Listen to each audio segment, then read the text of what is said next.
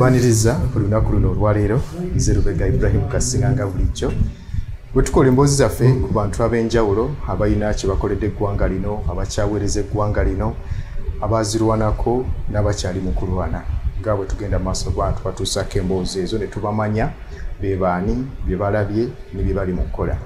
Olunaku olwaleero tukyaddeko ew'omukulu Secretary General w'ekibiina kye National Unity Platform David Lewis Lubongoya. Nsanyuse okulaba ssebo. Nsanyuse nnyo okulaba ssebo webale nnyo okujja wano ku kitebe kya National Unity Platform. Amina ssebo. Era abatulaba bonna mbalamusiza era ne mbebaza byonna gye batuusaako engalo. Emirimu gikutwalaganya gitya ensangi zino? Alhamdulillah tugezaako okukola bye tusobola okukola. Ssebo.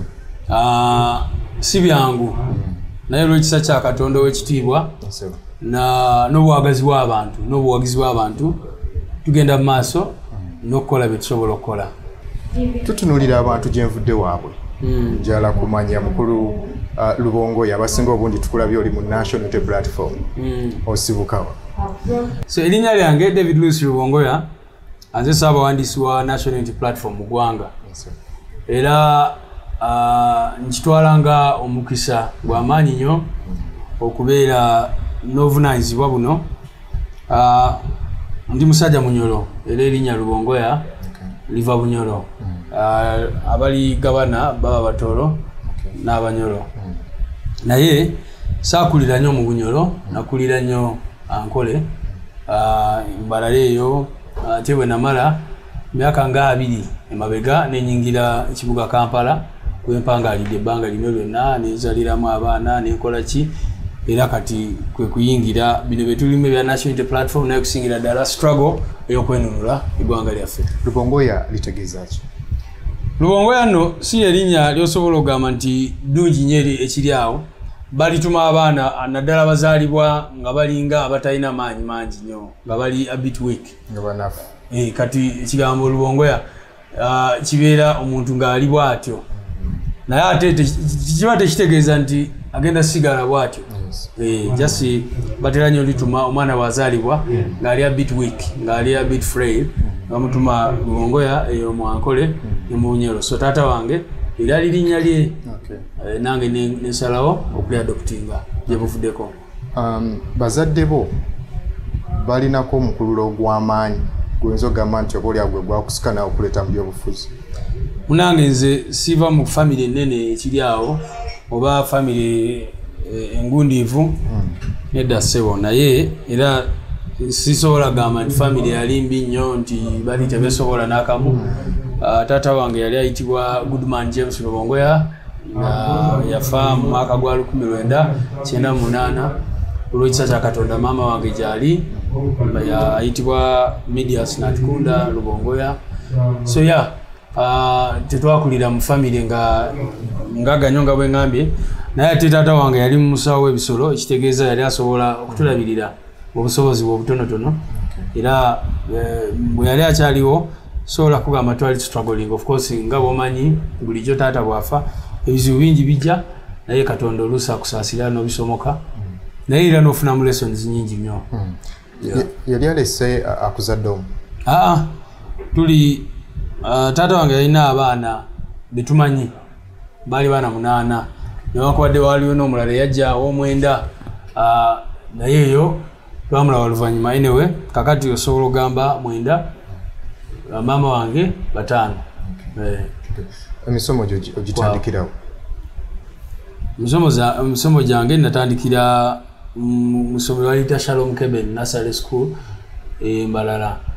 Namala taata wange bwafa nengenda mu district ya Kiruhura olw'essomero baliyita Kanyerere Primary School. Envaawo nengenda mu ssomero eddala e Kiruhura baliyita Lekimbolo Secondary School. Envaayo nengenda mu district ya Bushenyi nensoma A-level bagiyita Nganwa High School. Nganwa High School kwe kujja Makerere kusoma amateeka. Era bwe nva Makerere nengenda mu University ya Harvard America nensoma masters esooka nemala nenzirayo ku masters endala mu University ya Oxford mu ggwanga lya Bungereza. Gyemisomo gyange egyo naye era ne kati wenjogerera nkyasoma naye kati nsomera mu ggwanga eddala yemugenda otegeera oba oliawo ng'amaze misomejo inshallah kakati okujja Makerere yali government sponsorship no yali state government sponsorship yali private sponsorship yeah ate bwena mala ne omanya abantu teranyo kulira bogera ku Harvard nagenda yontya Harvard nafuna scholarship university bwe kuwadde admission olusi bayina waliwo kye bayita grant ne wabeerawo ne kye bayita financial aid ate nofuna ne student loan so sente zimu nazifuna mu grant naye era endala nebeera student loan gye kyasasula olunaku olwaleero kuba bagikuwa nobeera ng'osasula emyaka gyonna mpaka ng'ozimazeeyo sente zaabwe era yembeera eriwo. Okay. Kati njala tuna olugendo lw'okuyingira National Unity Platform. Ani akubalira deal kikyo tegeeza deal ani akubalira kubanga ebiseera National Unity Platform fena tugimanyi tebazeewo banga ddene era abantu ebiseera ebyo nga yakyali people power abantu nga bagira bangeeya ekibiina eky'abantu abayaye omu ghetto mbere efaanana bwetyo naye wali omu ku bantu abagyembracing ojja otya okugiyingira? Well, soka twatandika nga people power era tukyali people power sebo abantu banyipulira boogera nti ebiseera ebyo ngekyali people power. Yes, tukyali people power nga bwe tubadde tubagamba ebbanga lyonna people power yafuna ekibiina ky'ebyobufuzi ekye bayita National Unity Platform. So tukyali people power, tukyali maanyi g'abantu naye ndooza olugero luno ndwogeddeko emirundi mingi nnyo nti bwe nava kusoma eyo wabweru w'eggwanga nefuna emirimu egy'enjawulo gye nali nkola era mu mirimu egyo mwalimu ogw'okusomesa university era mu university eyo gye nali nsomesa president waffe Kyagulanyi Ssentamu Robert n'ajja nga omuyizi n'atandika okusoma naye ate ne tulaba nga bye yali ayimbako ne bye nali nsomesa tebisobola kukyuka okutuuka naffe nga tukoze eki tubyekwatiddemu. Fast forward ne wabeerawo akalulu ka Kyadondo n'agenda n'akawangula bulungi nnyo ne muwagiramu ekyo naye bwe yali ayogera n'agamba abantu nga poliisi ezenga egezaako omuluzoganya n'agamba abantu nti people power is stronger than the people in power. Eggwanga ne lyagala nnyo quotation eyo buli omu n'agyogerako.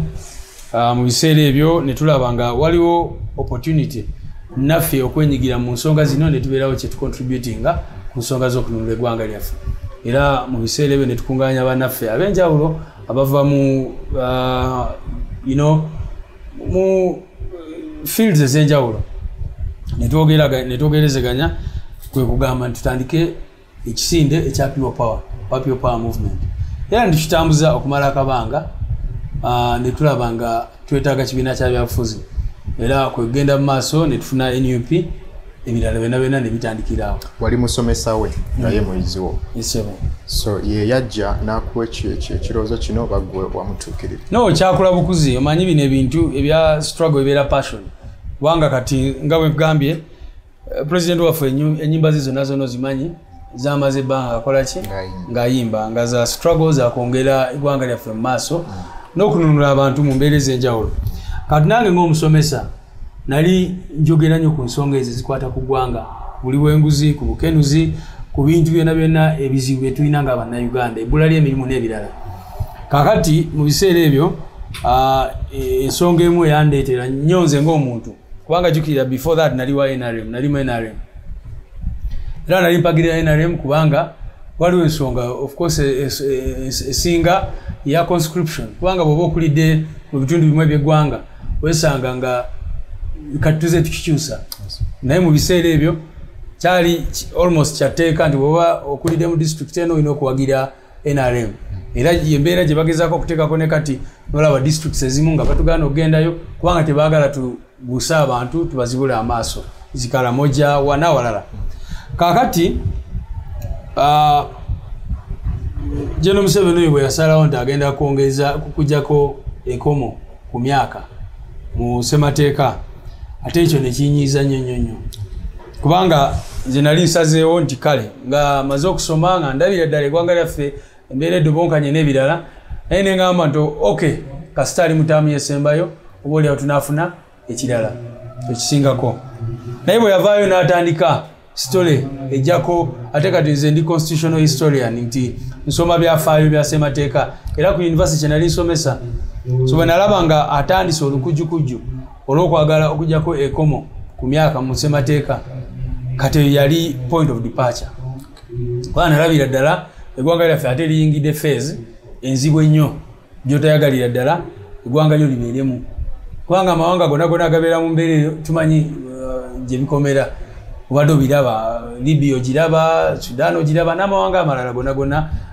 banakyemalira basazeewo nti balina okwewangamiza mu buyinza so ekyo kyekyali departure yange okusinga naye nenesanga nga president waffe nga bwe ngambye naye nga ensonga zayogerako ate nga ali passionate about them netutandika okunyumya emboozi ezitwala eggwanga lyaffe mu maaso netugamba naye bino ebintu obiyimbyeko ebbanga lyonna tebikyuka nze buli lunaku mbeera mbisomesa naye bannaffe ba Joel Ssenyonyi abeerawo ng'abyogera nga munnamawulire nga tebikyuka netugamba lwaki tetubyenyigiramu bino ebintu netugezaako okulaba kyetusobola okontributingako change etusobola okukozinga Banubian Lee bachairman Nyanzi n'abalala abamu temubamanyi naye abasinga baali bavubuka nga bali mu fields ez'enjawulo netujja netutandika okwogera ku biseera by'eggwanga lyaffe eby'omu maaso era awo we mu approachingira leader of opposition Joel Ssenyonyi nakugambe nti abantu fenna nga bwe ngambye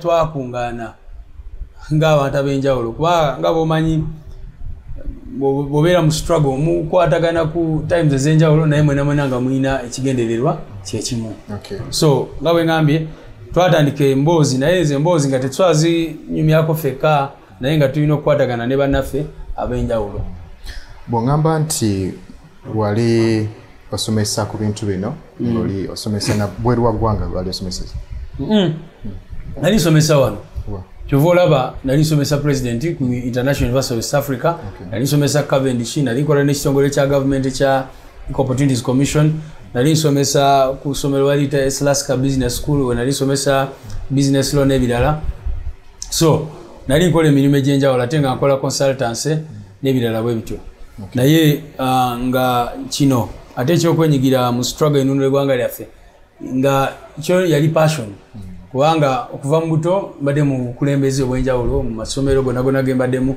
mbadde nga prefect oba head prefect oba ki bwe navaayo eyo ate ne bwe nagenda bwe nali somera bweru era nga ndi mu bukulembeze kubanga kikulu nnyo okulaba nga waliwo impact gy'oteekako era nze ng'omuntu ekyansikiriza nnyo kubeera mbino ebyobukulembeze manyi tosobola okubeera munamateeka omulungi ennyo naye impact gy'osobola okukola ng'oli munamateeka ng'otuta emisango mu kooti ntonoko okusinga gy'osobola okukola for example bw'obeera ng'olina obuyinza bw'eggwanga kakati president waffe singa abeera mu ntebe eyo bwa president ogenda kwesanga ebintu bano byonna bisiba batwala mu kooti okwogera ku bya bbeiri okwogera ku ki ogenda kwesanga nga in just one day sobola obikyusa kubanga obuyinza obwo bwe buditamininga bindi nnyo amateeka gagenda mu parliament gaditaminingi bwekyo emisaala gy'abantu bano betusiba tukayanako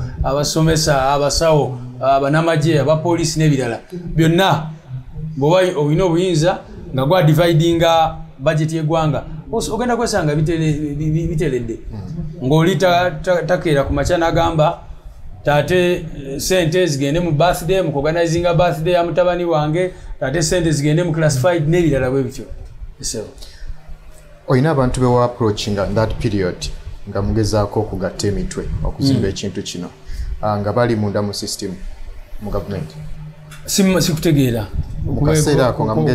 kubatuukirira ntya okubeera nga babeegattako okuzimba bangi nnyo anti kati kyekugamba twali ffe twakwatagana buli omu ng'ali bibye nga buli omu akola mu fields ez'enjawulo kati olaba nga muganda waffe Katana Benjamin gwe tukola naye omuwanika waffe yalina emirimu gyakola emirala naye n'agisuulawo n'agamba kanzije tununule eggwanga lyaffe n'abalala abamu mwatu tukyakolagana nabo naye bankwadde gwe tubalaba naye batuyambako mu ngeri emu b'endala kyova olaba oluusi regimu eba eyagala tutuusako obulabe oba oliawo information efuluma mangu kubanga abamu abali mu gavumenti sikuba nti bawagira ebikolobero Museveni byakola n'abantu be olina kuba engeri gy'oli nti ova mu side nga bw'ogambye nti bw'okulira mu district emu olina okubeera ng'owagira specific person bwe kyali tugenze tukikyusa waliwo abantu abakulu okuva mu side gye wakulira abakugamba nti naye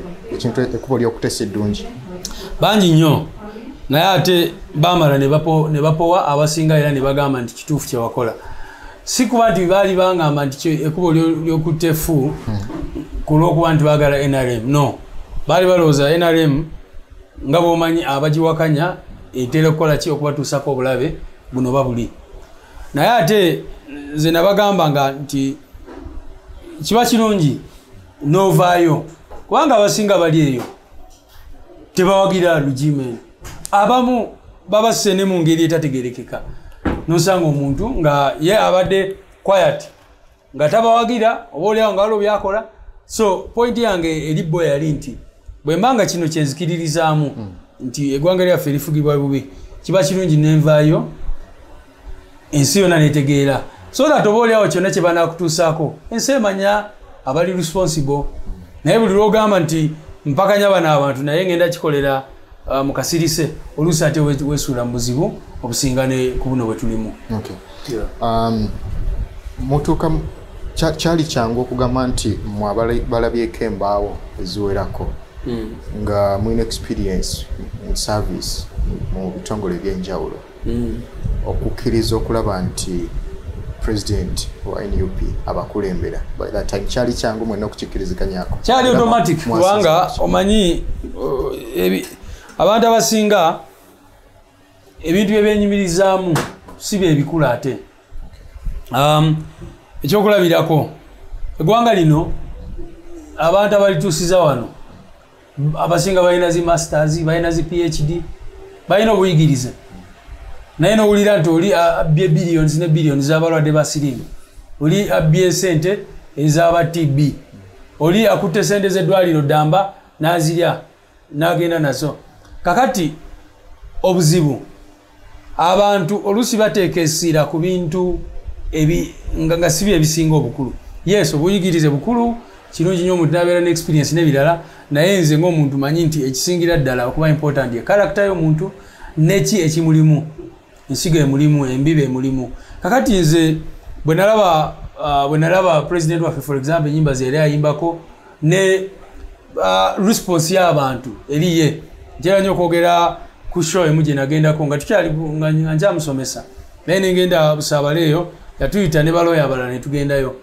naye nendaba ekintu ekyali kyewunyisa nnyo ng'asobola okwogera eri emitima gy'abantu si kubayimbira jasi ne banyumirwamu naye okusingira ddala nga message gyawa ekwata ku mitima gy'abantu nti eggwanga lyaffe lifugibwa bubi era buli omu muffe alina okulaba nga alina role gy'asobola okuplayinga so kyali kyangu nnyo ye okufuuka mukulembeze waffe kubanga era munange bino ebintu gw'oli musajja mukkiriza ebintu ebimu katonda yabigera yabeera ataddeko nti katono yagenda okuba mukulembeze w'abantu mu kiseera kino so olina abantu bangi bomanyi abalina zi PhD basobola okutuukaawo nga omuntu abalaba just bali awo naye kakati ono musajja genda omusuule mu kitundu kyonna kyonna gy'eggwanga oba ne bweri w'eggwanga kati abantu abamu kye bayita amasanyalaze oluusi njagala kiyita omukisa oguva eri katonda oguva eri Allah subhanahu wa ta'ala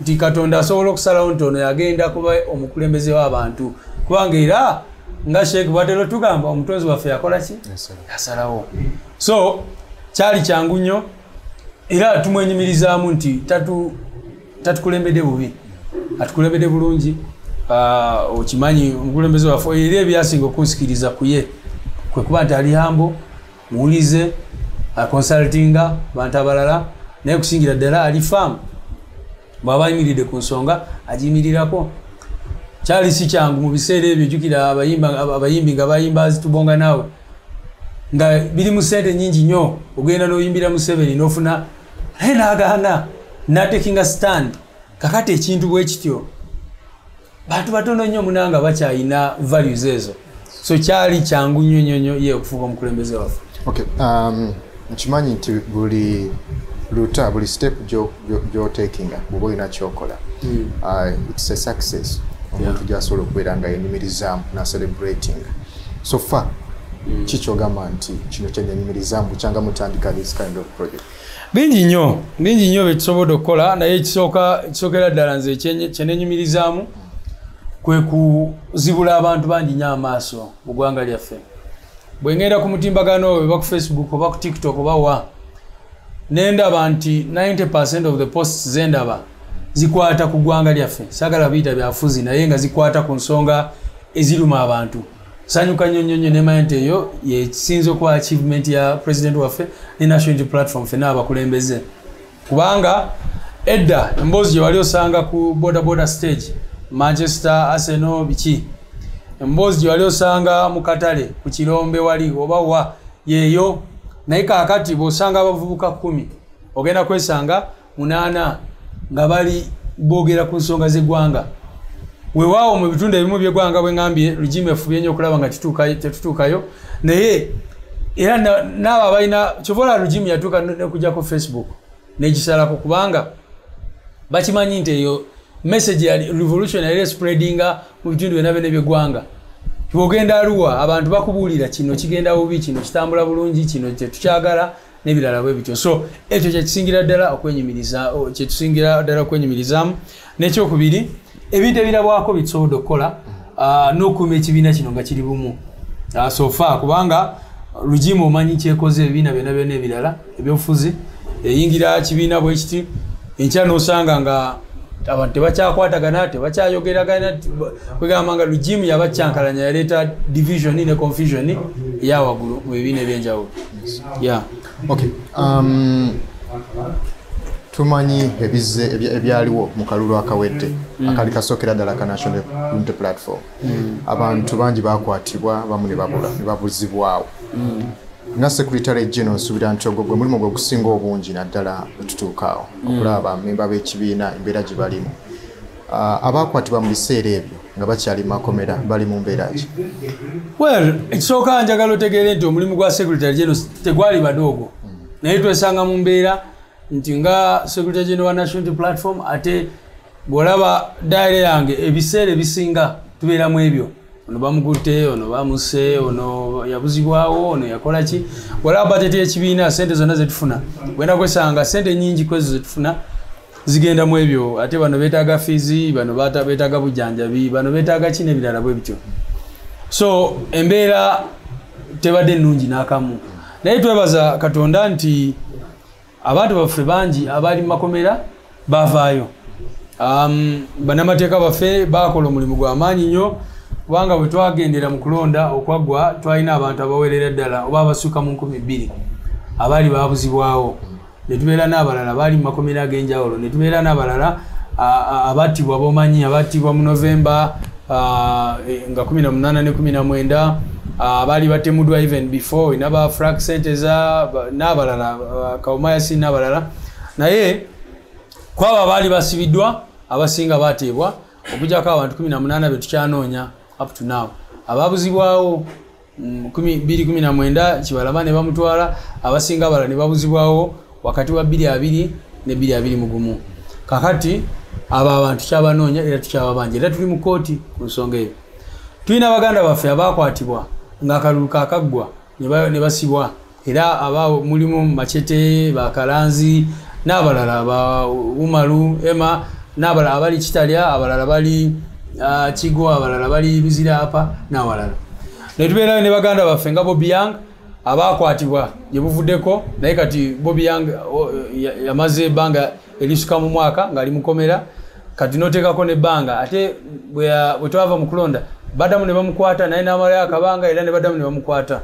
Ne tubeerayo ne bannaffe abalala abaakakwatibwa b'omanyi obulungi nga Edi Mutwe, Bakireewo, ba Gaddafi, ba Smart Wakabi n'abalala bwe batyo. So regime ya Museveni ekozesa byonna okugezaako okusuppressinga n'okunafuya abagivuganya. Bakimanyi bulungi nnyo nti Edi Mutwe talina musango. Tosobola kugamba nti oli ateeberezebwa kuba yabba esweta ogamba nti kati omutaddeko aggravated robbery, naye ate n'otamuwozesa, ate n'osooka n'omutwala mutaano wa Museveni n'asooka n'amutwala n'amukolako ebikolobero byonna yamukolako, n'amukubaakuba n'amusala enviiri n'ebirevu n'akola ki byonna nga bw'omanyi byamutuusaako. So embeera eyo weeri naye njagala okutegeeza nti abantu baffe bagumu nnyo era abo abaana abali ekitalya tubawanya ekitiibwa kubanga Balamu yagendayo n'abamiitinga n'abasinkana bonna n'abagamba muyina chance eva mukomera olunaku olwaleero mukirize emisango gye mmanyi bulungi temwazza mugikirize mbate era Museveni nga yamudirectinze nti genda abaana abakirize emisango bareleasinge abaana abo mwenda ne bagaana ebagamba nedda tetugenda kukiriza kintu kyetutakola bali eyo njagala bwoba olowooza ku bbanga lye bamaze mukomera njagala olowooze ku kaana kaakato akalina emyaka 4 kubanga abantu abadde mukomera emyaka 4 n'okusoba njagala olowooze ku mwana wo katolabe kiki kye bamiisinze oba biki bibafiiriddwa ebbanga eryo lyonna lyonna naye era nga bwe tologamba bw'oyingira bino ebintu oba omanyi bino ebintu obisuubira era ffe tuli wano olunaku olwaleero ndi wano naye kyasimanyi bwe kinaabeera oba okimanyi nti bino ebintu birimu osobola okuttibwa osobola okusibwa osobola okutulugunyizibwa osobola okuwambibwa naye era osobola okuwangula kakati okuba nti waliyo option y'okuwangula kyekitu kipinga nga tutambula amateeko gamanyi bulungi nnyo kabi kyakayinza okubeera ku muntu singa akkiriza omusango gw'ataakola of course bingi nnyo ebisobola okubeerawo naye okusingira ddala conscience yo oba gwe ng'omuntu okubeerawo n'otambula n'ekintu ekikuli ku mutwe nti nazo omusango gwemanyi obulungi saakola ki kubanga egyo emisango tegyali mitono bwe baba bagambe nti kale kkiriza omusango nti wabba akasimu ekyo kyalibadde kirala nakyo kibi naye kyalibadde kirala naye kati gino emisango ekkooti y'amagye ekimpatiira gye yali ebataddeko nti baalya mu nsi yaabwe olukwe ego omusango munene nnyo okubeera ng'olina conviction eyo n'ekirala of course ne bagamba nti baabasanga n'ebyokulwanyisa unlawful possession of ammunition bye bamanyi obulungi nti baali tebabiina so obwo bwe buzibu obubeerawo naye n'ekirala kati for example oba oyagala kwesimbawo olaba amateeka gagamba nti bw'oba convict ku musango involving a moral turpitude tosobola kukkirizibwa kwesimba ku bamemba ba parliament oba okitegeera eyo criminal record wekubeerako waliwo bw'oba applyingira passport z'amawanga okimanyi bulungi nnyo bakubuuza olina criminal record kakati bw'oba ng'olina conviction ng'ekuliko kiba kitegeeza osobola okufuna obuzibu in future n'ebirala bwe bityo so bano abaana omwenda sisuubira nti ebyo byabaleetera okugaana okukkiriza emisango naye kyasingira ddala conscience yaabwe ne bagamba oliya omwana omu yatugamba taate olaba ne bw'oŋŋamba nti zikirize nti nabbi embuzi oba enkoko nga sigibbye sisobola ne bw'oba maama wange ne bw'oba ani so ekyo kyekyabaleetera abamu okuga ate ffe twagenda kubanga twali tulaba ebbanga lye bamaze omukomera nga ddene nnyo abamu ku bo nga batandise okunafuwa so ne tuba meeting ne tubagamba tetugenda kubasalira omusango buli omu kyanakola ki kyanaasalawo nga tulabira ddala embeera gye balimu nga tukoze buli kimu by that time twali tadde bail applications 4 zonna nga kooti y'amagye ekola ki ezigoba ne tugenda mu kooti eza bulijjo ne tufayiringa ne tukola byonna byonna mu mateeka bye twalina okukola bano abasajja ne balemerako so ne tubagamba nti mmwe ffe tuzola n'okubagamba nti teri gwe tugenda kusalira omusango era Olivia Lutaya n'abalala baavaayo bwe batyo tetwabasalira musango kubanga oli bw'aba amaze emyaka 4 mu kkomera osobola okutegeera nti omuntu munanga atuuka n'akola ki anafuwa naye era ne bali abaagaana olina okubawa ekitiibwa ekyenjawulo ate n'ogamba ekitegeeza mu nsi muno mukyalimu abantu baziira nnyo emirundi nga 10 kubanga balina opportunity eva mu kkomera the easy way ne bagigaana waliwo bwe nali nyumya nabo ne baŋŋamba nti ekyaliwo kiri nti waliwo abantu abajjanga ne basisinkana abamu ku baana be bakwata ne babasisinkana ne babalagirira engeri y'okukola bomu ezo ebibwatuka ez'amacupa era be bantu be bamu abajja ne bakwata abaana abo simanyi that kind of ekyo si kituufu wabula ekituufu kiri nti baspayi ba regime babeerimbikamu abamu era ne bagezaako n'okubaplantingako ebintu ebikyamu era ne bigaana kyova olaba ebbanga lyonna bye bamala mu kkooti y'amagye teri bujulizi obwaleetebwa ekisooka ku musango ogwo for example njagala ojjukire nti bano abantu basangibwa mu bitundu by'eggwanga ebyenjawulo baali tebeemanyi waliwo gurupu emu babasanga Mbale abalala ne babajja Bweyogerere abalala ne babajja mu bitundu by'eggwanga ebyenjawulo naye ne beesanga nga bali ku fayiro emu. N'ekirala abantu abo bamaliriza ndowooza baali 32 ku fayiro eyo naye njagala ojjukire nti si be bokka abaaliwo gurupu yali nene nnyo. Kaakati bwe babatwala mu crime intelligence n'awalala state ne bagamba mukirize mwetondere General Museveni bwe mala kwetondera Museveni oyo tubate mu group eyo mwalimu bana abavaayo ne bagamba nti bo baali bakikankane simanyi obajukira ne bagamba nti bo baali bakola fujjo eyo part eyo group emu yakiriza era ne babatwala Kawoweta ne babatwala ne babatraininga Museveni n'amaliriza nga bapassinze out era abasinga baliyo bakaba bali namukaba kubanga bye babasuubiza tebabituukiriza. Kakati eyo group yavaako ne basigalawo bano 32 ne bagenda ne batambuza obusibe nga bwomanyi abamu eventually ne bakiriza emisango ne bateebwa bali omwenda ne basigalayo. So teri bujulizi bonna kubanga ebyo ebintu singa byaliyo bali badde babireeta mu kooti. Naye n'ekirala bano abantu bakusanga nga oyambadde t-shirt ya NUP ne bakukwata ne bakongera kwabo. So kyovola nkugamba nti ekyo ekisango kyali kijweteke nnyo babasanga ne balaba ono ne balaba musimu ye ne bagamba yogera nani ne bakwata ne bamugamba kubiri ono naye mukwate. Kati banakyemalira ekizibu batuuka ne bafuuka vulnerable nnyo ne babeera nga batya ne shadows zaabwe. Kakati bano ab'amagye ababeera mu security ne batandika kubabba. Simanyi oba otegeera kubabba ne batandika kubabba naye sibe babba wabula sente ze bababbako ziba za muwi omusolo. So ono bw'abeera nga yakulira ekitongole nga ISO aba alina okuteekawo ekifaananyi ekiraga nti bano abantu bakola bomu bakoze eki ekifaananyi bwe kityo. Naye kakati bw'aba talina abantu bagenda obiteekamu agenda kukwata baani agenda kujja atandika okupiikinga ba NUP alabe ng'oli ayambadde aka-t-shirt ka president Kyagulanyi akakwate kubanga baba balina okukola accountability yezo billions ze bamubbako ate ezo sente nga bwegamba esi za Museveni wabula zange naawe. Kakati embeera eyo nti bano abali mu security balina okulaga Museveni nti embeera nzibu nnyo. So ne bakwata abantu baffe amu ne basooka amu ne bagamba tukusanze ne beret simanyi eventually ne bagamba nti mulina unlawful possession of firearms. Era kyatwala emyaka 2 nga tebawozesebwa ne babongerako omusango mulala ogw'okulya mu nsi yaabwe olukwe. So bwekityo bwe kyatambula naye tebalina bujulizi bwonna singa bwaliyo baali badde babuleeta dda. Okubanga mulimu okutiisatiisa abantu okutulugunya abantu okubazaawo abantu tekikuleetera okugamba nti wabula mbikooye. Ekirowoozo ekyo osobola okifuna naye ate question oba ekibuuzo kiba nti then what? Omanyi abantu abamu ekiba motivatinga bintu byanfuna mu nsi muno ng'oli ayagala kufunayo kasente ayagala kufuna omulimu ayagala kubeera obulungi n'ebirala bwe bityo. Naye abantu abamu babeera motivated by causes era njagala kulowooza nti ndi omu ku abo abali motivated by certain cause. Njagala ne bwe banzitira wano olunaku olwaleero baneefa abali baawo bagambe nti waliwo omusajja yali alina kyalwanirira.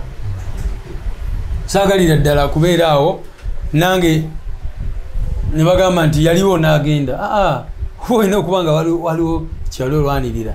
Abantu betusomako mu bitabo abantu abajjukirwa olunaku olwaleero abaaliwo emyaka 3-4 si kuba nti abalala baali tebaliwo waliwo abantu bangi mu biseera ebyo naye ogenda kwesanga abantu abayimirirawo for certain causes ensi egenda kubajjukira. So ekimotivating oluusi obeerawo of course nga bwe nkugambye obeerawo saawa 9 ez'ekiro ne bakubira waliwo gwe bakutte ate ono bamuwambye ate abavubuka baganya okubawandiisa ate kati abakadde baganya okuwandiisa ba NUP ne bagaba coordinator mwe bakutte. Naye ekisinga okutuleetera okutambula ye koze eyo titwalyagadde eggwanga lyaffe literere nange abaana bange bakulire mu ggwanga nga teriri mu busosoze mu mawanga ng'eggwanga lye bakuliramu liwa equal opportunities oba oli mutabani waani oba oli muwala waani ng'osobola okubeera mu ggwanga nga eryeyagaza eggwanga ng'oli bwabba ssente za gavumenti abeera held accountable n'ebirala bwe bityo. So eyo cause gye tuliko ssebo. Okay, so bwe tuba nga tuli ku cause eyo nga National Unity Platform olina wojja determination obuvumu bwolina wobujja okusinzira ku history wa Uganda nga gyavudde ng'otaddeko struggle yaleeta gavumenti eno buyinza n'ebisigadde byonna. Kyewuunyisa nti munange abantu abasinga okuinspiringa nze mu buto bwange baali bano abasajja abatufutubaddeko olunaku olwaleero, kubanga bw'osoma bye bawandiika ku myaka gyaffe bye twogerako olunaku olwaleero baali babyogerako, era buli lunaku tuba tusaba Katonda nti naffe tuleme okufuuka nga bo. Kyova twatandika people power nga twagala obuyinza budde mu bantu nga naffe kenyini abakulembeze abantu basobola holding accountable. Kyova olaba tetukiririza mu gun power, tukiririza mu people power, kubanga gun power bwe mala kuwangula ate gun yefuka gun rule yesigala ng'ekulembera oba efuga abantu, naye abantu bwe banga basobodde okukuleeta ate basobola okuwanulayo kati ekyenjawulo.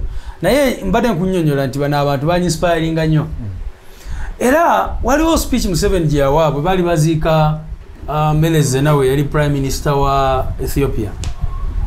Museveni yayogera ebigambo ne binkwatako nnyo. Yagamba nti mu myaka egya 7 n'ekinaana bwe twali tukula intellectuals balina choices bbiri. Yes. Nagamba nti intellectuals mu Africa balina choices bbiri.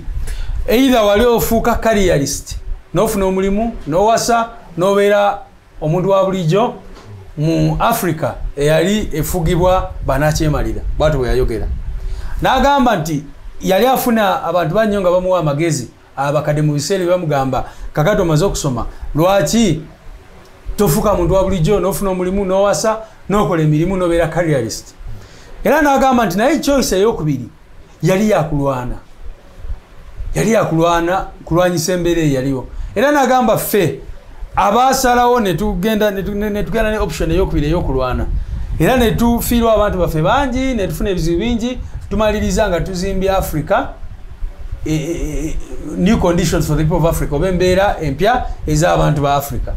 Obuzibu nti ebyo yayogerako takyabitambulirako, naye point yange badde nti bw'owulira ekigambo kyeyali ayogerako ne intellectuals ba leero zi choices bbiri ze balina. Osobola okusalawo kati nze nga lawyer singa nasalawo nalibadde wa mu World Bank oba mu United Nations, kubanga ebisaanyizo byonna mbina, era abantu bangi be nasoma nabo bwe matambula eyo basangayo basanga bali eyo bakikuba bali eyo, naye ate nabo abo bensangayo bampanye ekitiibwa. Yes, bali eyo balina ssente zaabwe naye bagamba kyewasalawo okusacrifice nga nobeera mu bintu bwebityo nobeera ne cause gyofightingira kyakitiibwa nnyo. So ne leero intellectuals betulina mu Uganda balina options bbiri, either nobeera careerist, naye careerist era Museveni bwe yayogera yagamba nti ekibuuzo kyali nti bwe tusalawo ne tugamba nti tubeere ba careerist, what will happen to Africa?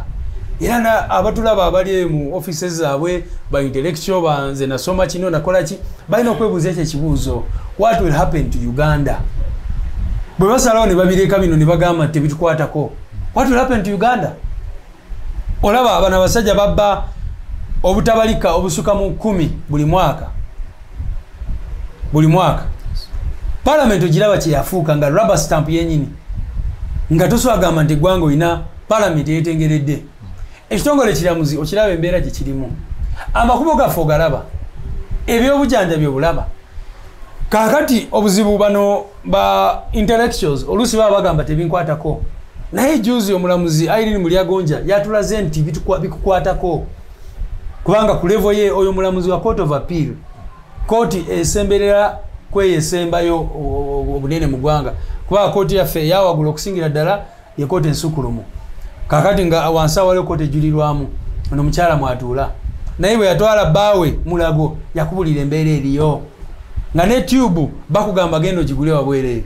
genda katugende ku casualty wadi Mulago baja kugamba tetuyinaaga na makerenda gendo gagule wali ku pharmacy yebwe embeera eri mu ggwanga lyonna obeera biraba nga abagaga bwe bafuna ekizibu oba afunye obulwadde bw'omutima n'ebirala balina omuddusa Nairobi balina omuddusa wa kakati abantu baffe balina okutegeera nti bino ebintu bibakwatako wiki ewedde bwe baleeta EPS zino tickets ziwadde bakuba olabe ba intellectual bona ku Twitter nga ku X nga bakayana bagamba kino ki ebina biva mu kulaba nga ba intellectual tebaagala kwenyigira mu nsonga zino kati tugamba if you do not participate you lose the right to complain bw'oba tobyenyigiddemu enkya oli yagamba nti buli lwogaana okwenyigira mu byobukulembeze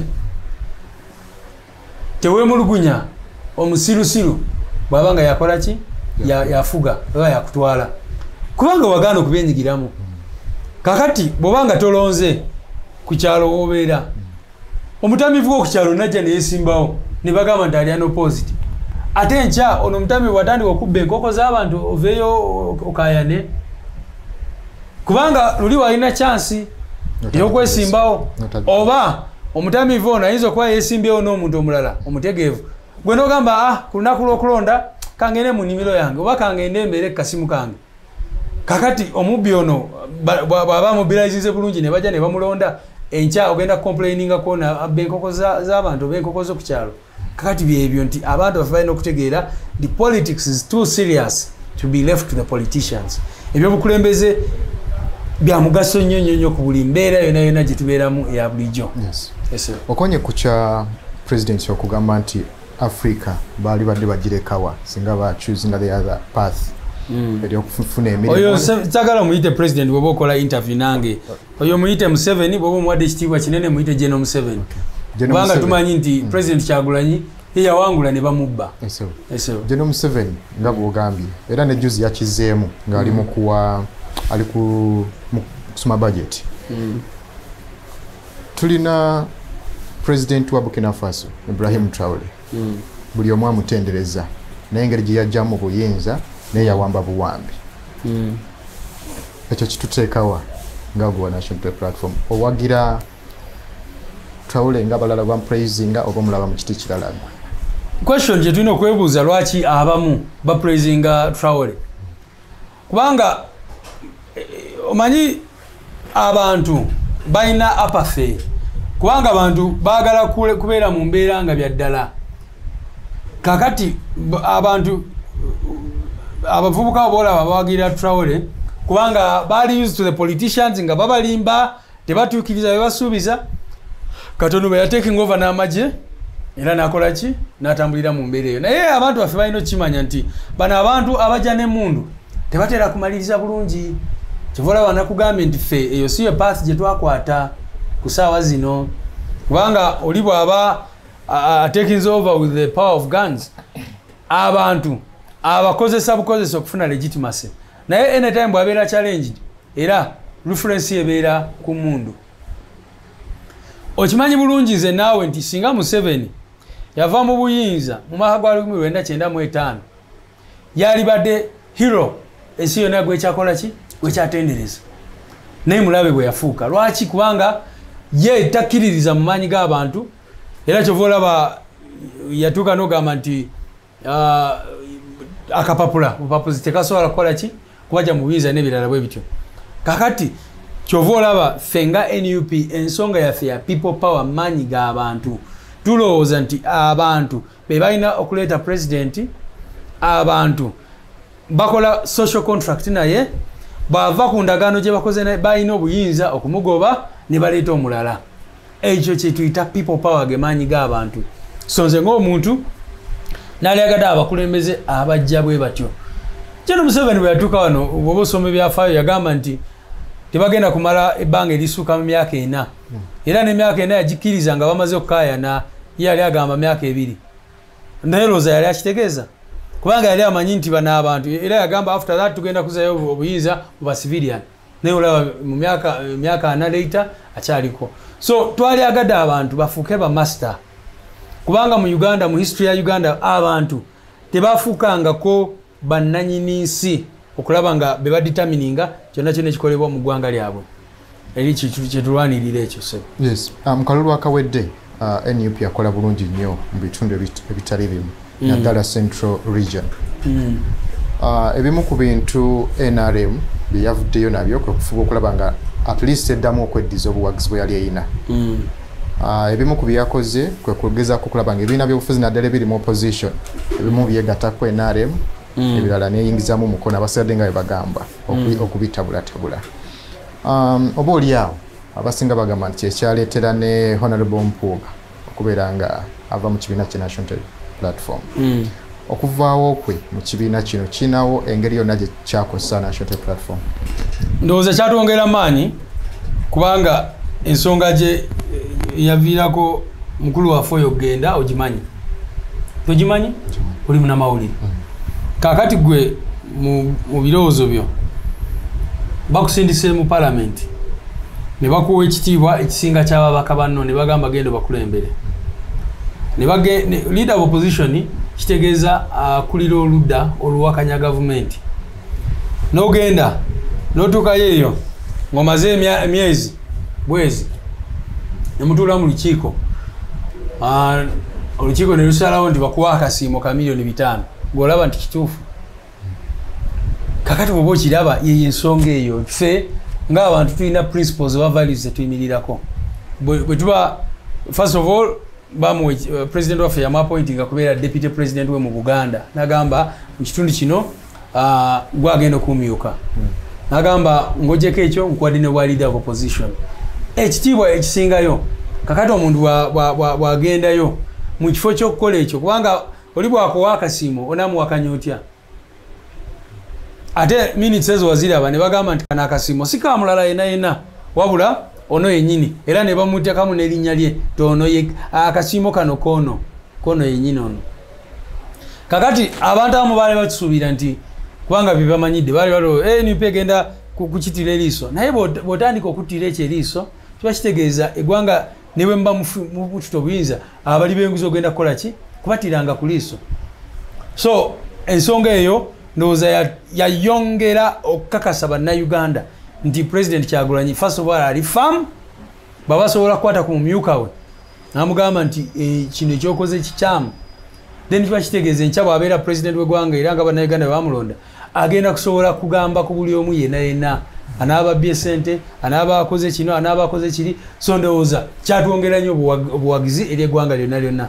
Ki National Unity Platform kyekoze okwongera okukakasa bannakibiina nti corruption mubi era tetwetaaga muntu kumuddiza okuva ku instance eyo ya Honorable Mpuuga. Andi nkubuulire ekyo kyekisooka naye n'ebirala abantu badde tubagamba bw'oba olaba instance yonna gyogereko era nsobola okuwulira olutalo lwaffe lwetubadde mu Parliament olaba leader opposition waffe in fact yali mukosase era buli lunaku nga pointing out bano babbi ebyembi nga katuli ku side ya opposition ebintu ebimu tuba tetusobola kubimplementinga kubanga bw'obeera chairperson wa kosase kyosobola okukola kyokka kwe kuwandika reporter n'ogamba nti mu Uganda Airlines mulimu obubbi, n'ogamba mu UNRA waliyo obubbi, n'ogamba mu Uganda Railways waliyo obubbi. Era abakulembeze baffe basobodde okukola ekyo. Naye bw'owandika report n'otwala mu Parliament action eba erina okuteekingibwa bali abaliyo. So tosobola kugamba nti singa twalina obuyinza abo bonna bonna twalibadde twabagoba dda mu offices ezo tosobola kufiiriza abantu billions ne billions nosigala mu office eyo. So kyekugamba ekyo nti NUP demonstrating ekyo naye n'ekirala kati kangu ekyokulabirako tuli wano ku kitebe kyaffe mu ggwanga lino mulimu ekibiina ekirina ekitebe bwe kiti. Omanyi lwaki? Kubanga tetuli bali banguza. Ebibiina bibadde wano ebimu biri mu myaka 4 ebirala biri mu myaka 2 ebirala biri mu myaka emmeka. Sente ze bafuna bwe bazifuna batuula ne bakola ki? Ne bazegabanya. Naye ffe tugamba nti waakiri gwe Lubongoyo oli Secretary General, yes, naye waakiri funa ka facilitation katono akakusobozesa okukola emirimu naye ekibiina kyo kikule. Twalina option naffe ng'ebibiina ebirala ogamba nti sente zonna zifuna kubanga buyinza tuwina. Twaligenze mu neeke yaffe ne tuyisa resolution ne tugamba mumanyi ki katwegabire emisaala katwegabire allowances n'ebirala. Naye ne tugamba ekibiina tuba tukireseewa. So kyova olaba tusobola okuzimba ekitebe bwekiti ne tubeera nga tusobola okubeererawo abantu baffe abalina ebizibu mu nsonga za welfare, ne tusobola okuteekawo offices zaffe mu bitundu by'eggwanga ebyenjawulo, ne tusobola okuteekawo obukiiko mu ggwanga lyonna lyonna, ne tusobola okulaba nga departments zaffe zonna ziri functional, ziri operational. Okoze statement Honorable Mpuga gye yakola yogamba nti President Robert Kyagulanyi Ssentamu musajja anywerera ku kigambo kye awuliriza yali ku NBS ne Kasumba mawulire regular interview. What really happened mabanga President musajja amuwulirize nga ne Mathias Mpuga Honorable yali amuwuliriza mu ekyenkaniddeawo amukiririzamu? What really happened okulemererwa okukanya ku saagala ate eno interview tugiteeke nnyo ku nsonga eyo kubanga oli yabba n'akwatibwa era bwe yakwatibwa ensonyi nazikola ki nazifuula obusungu munange n'agenda era ali eyo naye ensonga yali ya principle nti tuyimirira ku kino era ojjukira bulungi mu biseera ebyo ekibiina kyavayo ne kigamba ensonga ziri bbiri zokka. Ekisooka wetondere eggwanga, ekyokubiri zaayo ssente ezo tojjukira. Kakati bw'oba oteesa era kwe kuteesa okusingayo ogamba okay onaakoze ensobi. Kakati bw'aba akoze ensobi era abantu bonna ne balaba nti ensobi tugiteereze tutya, tosobola kugamba nti okuteesa gwe koyagala wewe okubiikirira ebikyamu nti nti ebikyamu nti onakoze ekikyamu kati kibikirire. Naye ekibiina kyavayo ne kigamba tuli willing kutambula naawe mu buli ngeri yonna yonna, naye olina okusooka n'okola ki n'otereeza kino ekikyamye, otereeza wano wosobeza. Osuubira nti ebyaliwo mu kalulu akawedde bigenda ku influencinga akalulu kano ketugendamu? Bebiki oba bitya bingi nnyo ebyali mu kalulu akaggwa okutiisatiisa byatandise odde already. Tokiraba tubadde tuwandiisa abavubuka already, abavubuka mu districts ezi percentage ebitundu 80 ku buli 100 baba balemeseza okwewandiisa abaana baffe aba NUP. Era tulina complaints ku electoral commission zibawuliriza last week ne katuwenjogerera tebanatuwa kyakuddamu.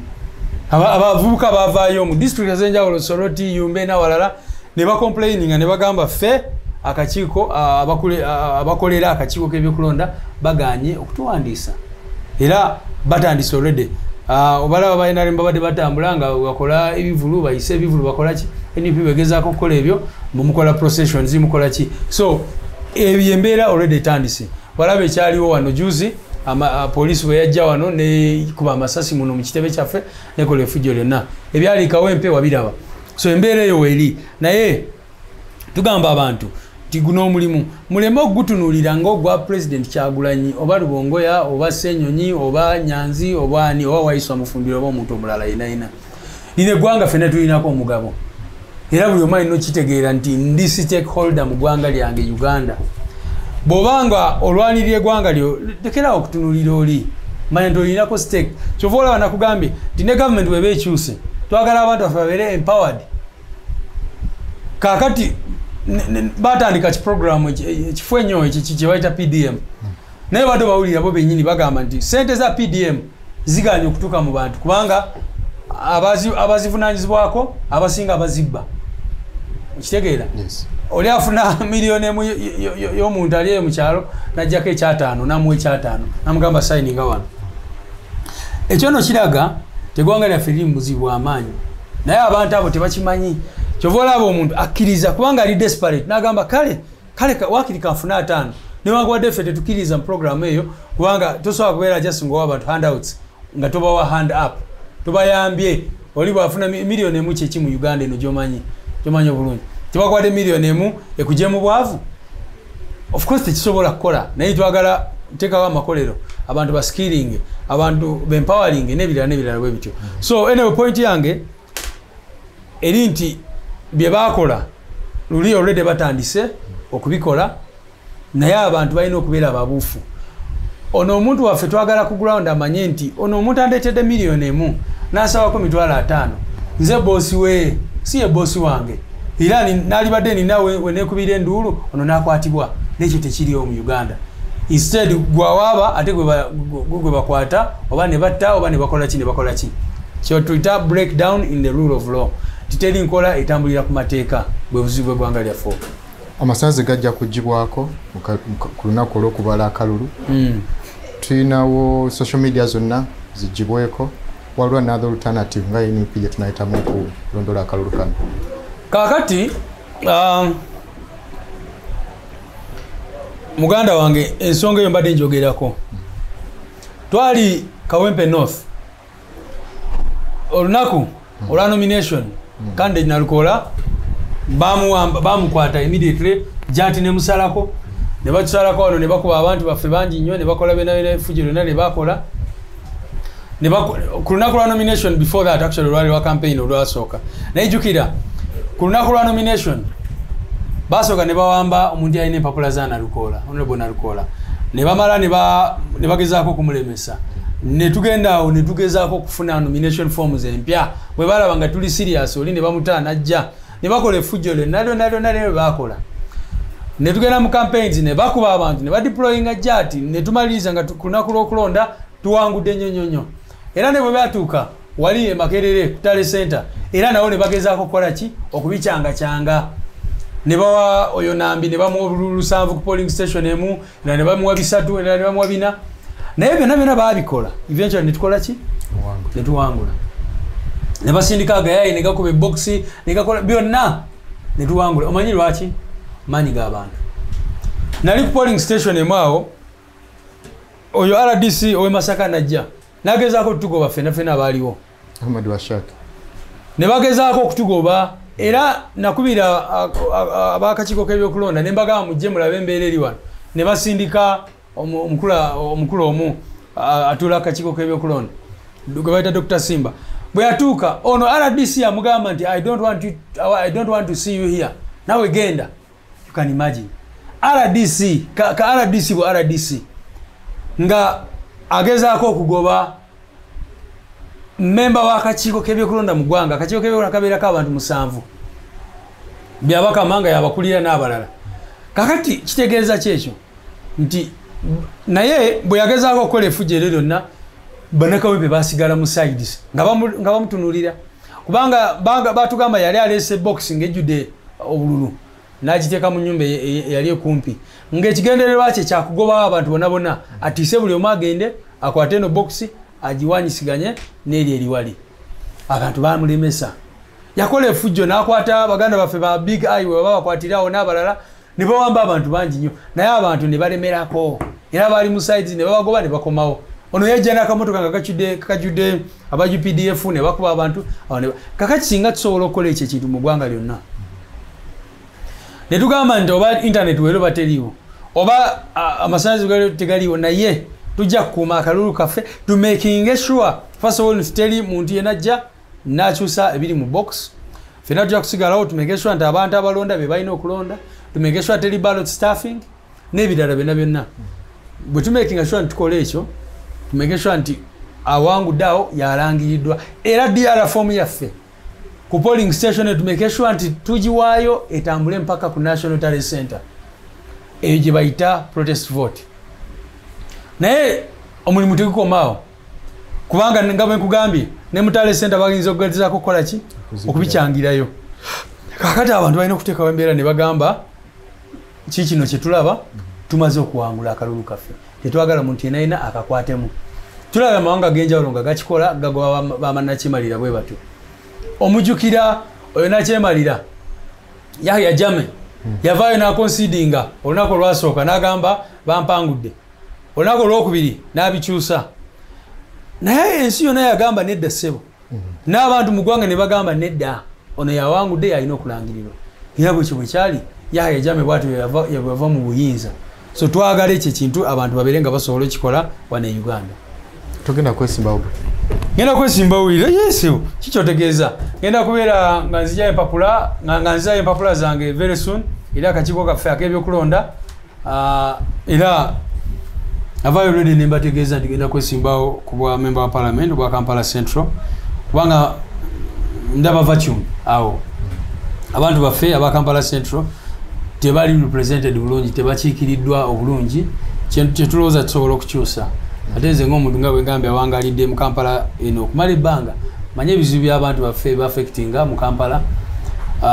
So ndowooza eddoboozi lyange nange nsobola oligatako okulaba nga tukyusa embeera y'abantu baffe abamu.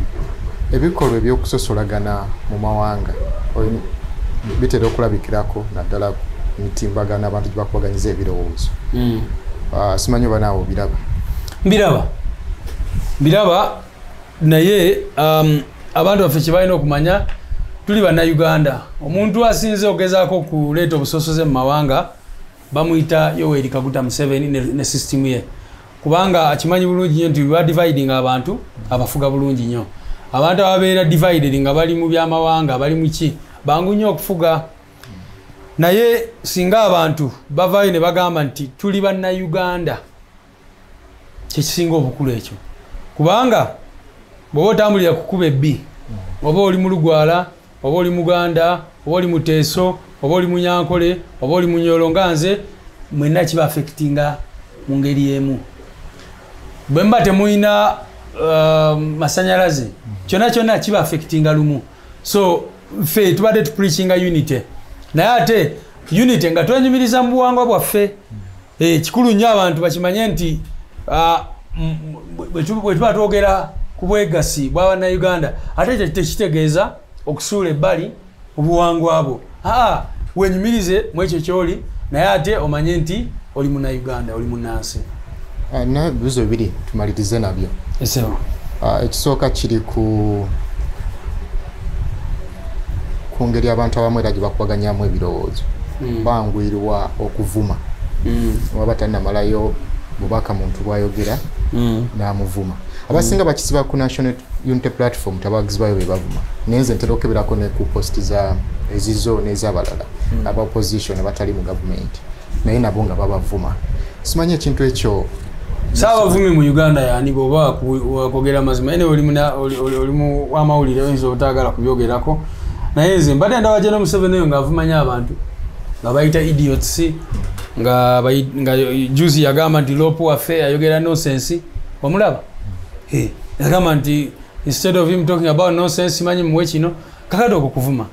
Era abantu batera okutambula nabo full figure tomanyi waliwo amusinga okuvuma. Wali oyo gwe bayita kisa kya Mukama yavaayo n'akunamira abantu neyeyambula, naye gye buvuddeko General Museveni omulaba ng'agenzeeyo kumukyalira egomba. Kakati saagala omuntu yenayina aleme okulaba ani avuma. Mutaano wa Museveni tomulaba lunaku byayogera. Omuzongo tuyinza kumalawo tutya? Kakati nkyatambula naye nti abo bwe basinze okuvuma, naye n'ekirala abamu state eyinza n'obaplantinga balabike nga ba NUP naye nga egezaako okutukyayisa, oba oliawo ng'egezaako okulaga abantu nti bano ba NUP n'ebirala. Naye kati waliwo ne katogero endala gye njagala tulowoozeeko ey'abakoowu.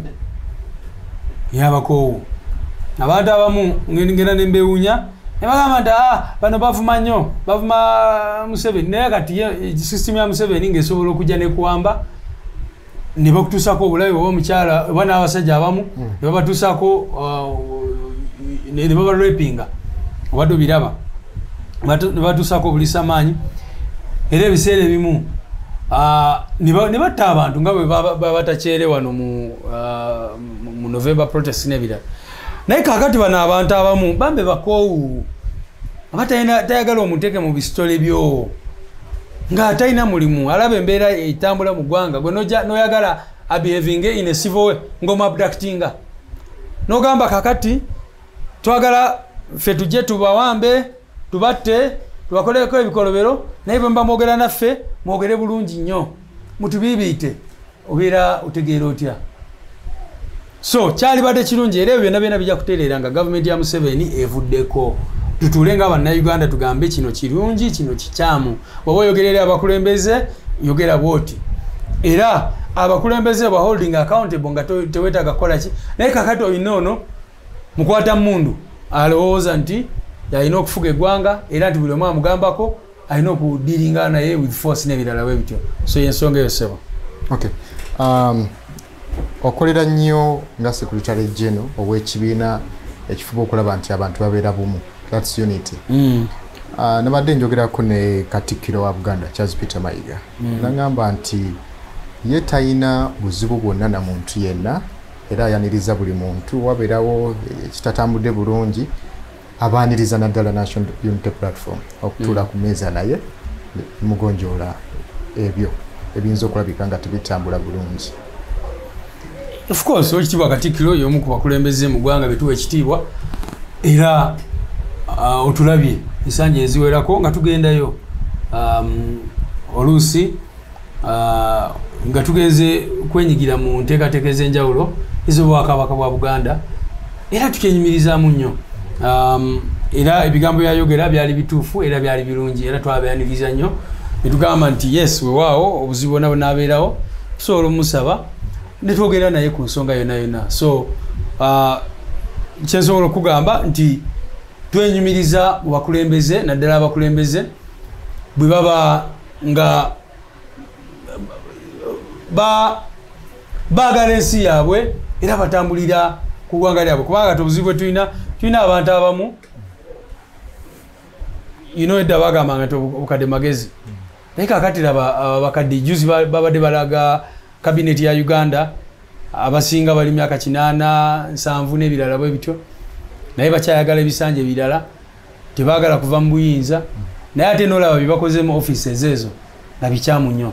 So abakulembeze abali bwe batyo munange tetulina kyakwogera nabo naye abakulembeze abaagala ensi yaabwe munange tuli willing kutuula na muntu yenayina ne bwaba munaddiini wanono byonna kyasobola okuba representinga tubeera basiimu bwe tutuula nabo ne twogera ku nsonga ezikwata ku ggwanga lyaffe.